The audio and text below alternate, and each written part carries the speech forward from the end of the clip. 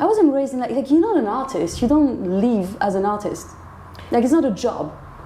It's not a career. It can be. Like if you treat it as such. But in my head, it never could be. It's not presented like artists are not rarely presented as 95 people. Yeah, no. Which is like, quick side note, but like I remember watching this thing about Eminem about when he goes to the studio to record, he treats it as a 9 to 5. Yeah. Well, that's something I learned at the art school. Like it's this whole idea of like this guy never played the piano in his life, and all of a sudden he's a genius. Yeah. That's bullshit, and that doesn't do any favor for artists, because we're considered lazy, like not working, but the amount of work that you put into that is absolutely like it's bad for the artists who are trying to come up, because then they have this idea of like, well, if I'm not like that, I'm not good enough, and I'm supposed to be good right away, which you're not. You're not. Take it from people who have tried. You're really not. And the other thing is bad for our presentation to the outside world, because we're seen as these airy, floofy hippies. Yeah. While you're actually trying to work really hard to, create your work, promote it, sell it, build an audience, network. Like you're trying to do so many different things. You're editing. You're doing that while making no money, having no things. So trying to find money elsewhere, which is also exhausting. So it's like can be. It's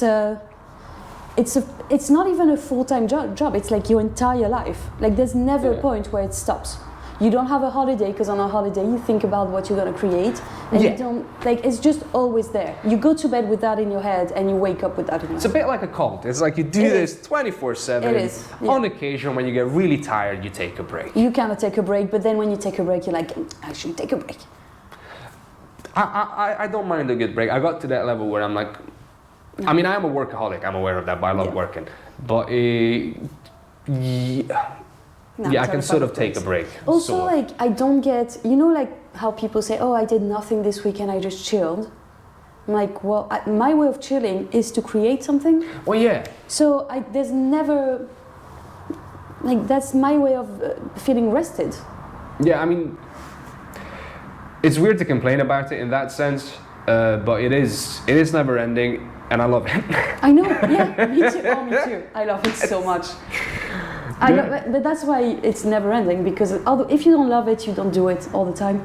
No. There's nothing else. Like there's nothing else I could think of doing. I love it so fucking much. Yeah. It gives my life meaning, happiness. Like it's the source of everything in my life, which is maybe a bit sad, but I don't know. Everybody has their own things. Yeah, it's mine. Some people support football teams. Some people create art. Yeah, exactly. Yeah, that's true. There's a place for everything under the sun. There is. Yeah, so I saw this art school, and I was like, well, it's apparently in the UK, right? Which is great, and it's related to David Bowie. There you go. That's somewhere around it, and I thought that's what I was waiting for when I was 13 years old. That's it.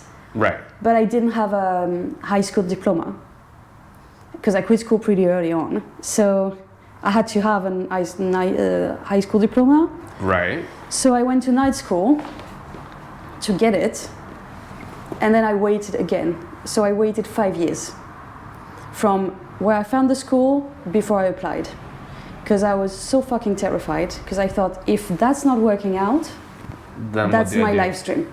That's done. And I'll have to just do what I do now, which is work a shitty job in my shitty hometown. I was like, there's no way I can, like, I need to be there. And if that doesn't happen, I'm done.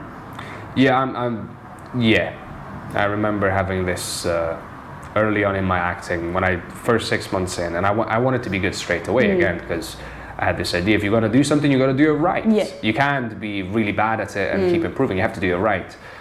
And me realizing that I'm not good at it, surprise, surprise.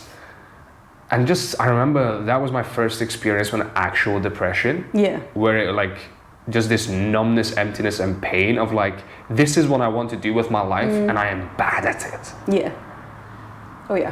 Then it kind of, luckily my dad gave the other side of the coin, which was keep practicing, you'll get good. It wasn't about this, because he was not for acting, but he just taught me if somebody else can do it, so can you, and it's okay to be bad at something because you can get better. Yes. Yeah, but that's like something. That's the curse of being an artist. At some point, you're always gonna be like, I'm shit at it. Well, yeah. Yes. And then sometimes you're gonna think, well, that's amazing. I'm so happy about it. And then you're gonna go through. I mean, I do. I go through those things. No, I'm before every single performance of before I do stand up, I'm 100% convinced that this is all bad. Yeah. I'm not I'm aware that it's the mind tricking me. Yeah. But it still feels real. Oh yeah, self-doubt is Yeah. But I still do it, and once I start doing it, I enjoy it, and I'm like, eh. Yeah. I mean, at some point, yeah.